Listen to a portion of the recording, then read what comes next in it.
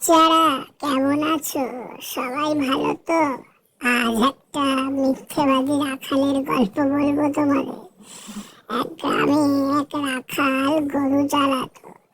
সে মনে মনে একটা ফন্দি এঁকেছিল। সে প্রতিদিন গরু চড়াতে গিয়ে বারবার বলতো, বাঘ এসেছে, বাঘ এসেছে। আর গ্রামবাসী ভয়ে দৌড়ে সেই মাঠে বারবার করে এসে দেখতো সে রাখাল শুধু তাদের বোকা বানিয়েছে।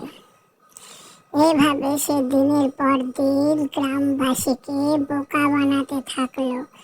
গ্রামবাসী প্রতিদিন মাঠে ফিরে এসে শুধু দেখতো রাখাল তাদের বোকা বানিয়েছে। এবার গ্রামবাসী একদিন ঠিক করলো, এইভাবে তারা বেশি দিন আর এই রাখালের বদমাশি সহ্য করবে না। তো এর মধ্যে সত্যি সত্যি একদিন বাঘ এলো। রাখাল হাজার ডাকাডাকি করা সত্ত্বেও একটা মানুষ সেদিন এলো না।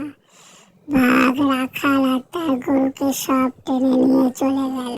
রাখাল মিথ্যে কথা বলার সাজা পেল। ভিডিওটা কেমন লাগলো শেয়ার করো, সাবস্ক্রাইব করো।